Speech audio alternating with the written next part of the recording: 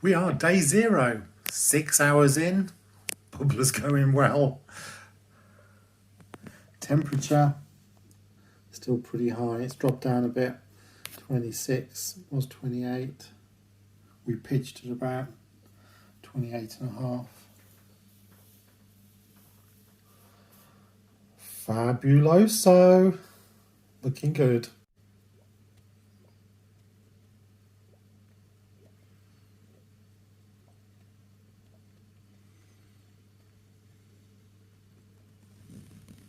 Just over 24 hours and it's still motoring.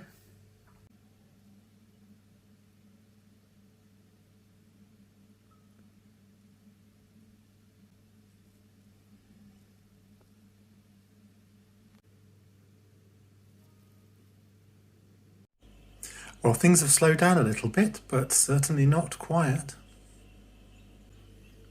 Looks like plenty of lease at the bottom.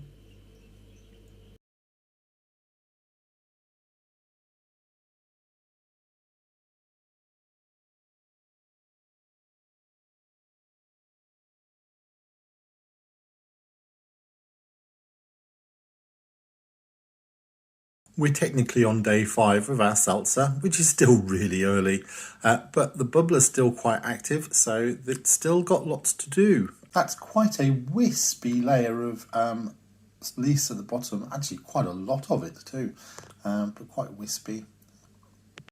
Slowly but surely, still little bubbles coming to the top. We are currently on day 8 of the seltzer and it's still gently bubbling away. Not quite sort of finished the fermentation yet. So we'll just keep watching this and wait for that fermentation to die down, and then we will move to racking. So we are actually day 10 and it's still fermenting. There's still stuff going on. It is starting to clear just a little at the top. Maybe you can't quite see that. Oh, easy when you pull back, you can. Lots of lease at the bottom, but not exactly 4 days like I expected, possibly due to the temperature. Though it's still been quite warm, 24 degrees, so not sure. Still, no harm done. Happy to wait. Oh, what to do? It's day 14 and I was expecting the seltzer to almost be finished by day 4, but we are still seeing bubbles in the bubbler. But it is day 14 and I think I need some more data to figure out what to do next. There doesn't particularly seem to be any problems, but you know, this little guy still going even after 14 days. So is this just like the slowest fermentation of a Kveik yeast ever? Well, you know, could be. So I'm going to do a pH reading and I'm going to do a hydrometer reading, and I'm probably going to have a bit left over for a taste test. Let's see what we can do.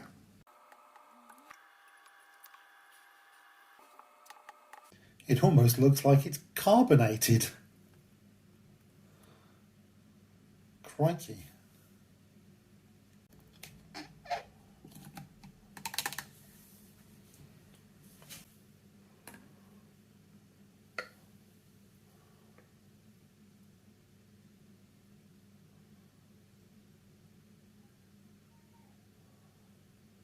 Distilled water's just for cleaning. So, let's see. What do we get? 2.85. It strikes me as yeast shouldn't be for doing its thing at 2.85 pH, but you know, I'm getting bubbles.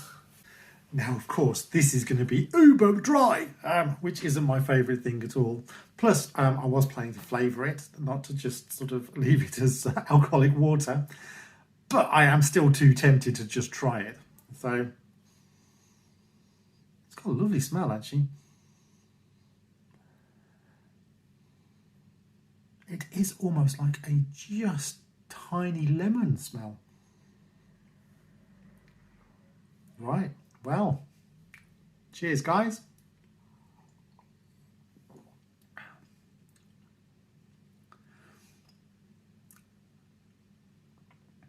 Well, it's definitely dry, but not dry in a really astringent sort of way. So it is dry on the mouth, but not in an unpleasant way. And I'm not a great fan of dry, so that's a surprise. It is quite flavourless.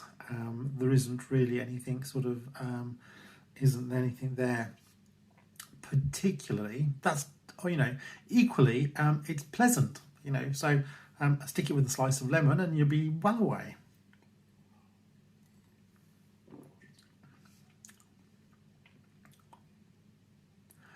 You wouldn't really know that this was an alcoholic drink either. It's middle of the road lemonade. Now, as a slight aftertaste, you're sort of getting a little bit of that alcohol feel sort of come back. But, honestly, this really is alcoholic water. Oh, what do I do? Should I leave it going? It's like started bubbling again already. My plan was to take a gravity reading and then sort of leave it a few days and take another reading to see what it was going to come out at. But it's come out at 0.996. It's like, methinks it has probably reached the end of its fermentation sort of process. pH of the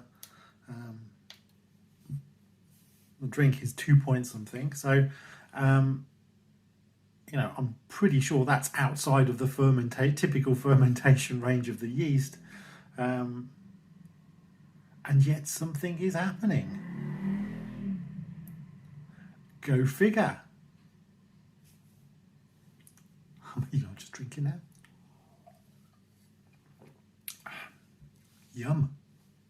This does seem to be clearing quite nicely by itself, but I am going to help it along because it does feel like I can probably bottle some of this by the weekend. It feels like it's ready to go. Quite how bottle carbonation is going to go, I don't know, given the pH, and that feels like a pretty difficult time for yeast to be doing very much. But we do want to try and get it a little clearer, and I am going to keep a bottle just straight dry. I think it tasted so good. I'm so tempted just to pour myself another, but I'm going to resist, and I'm going to add some of the Isinglass. Now I know my track record with this is not great. The gelatin worked much better. However, the thing about gelatin, of course, is it's not gluten free. Feeling clear. Unsuccessful once before, but hopefully a second chance now.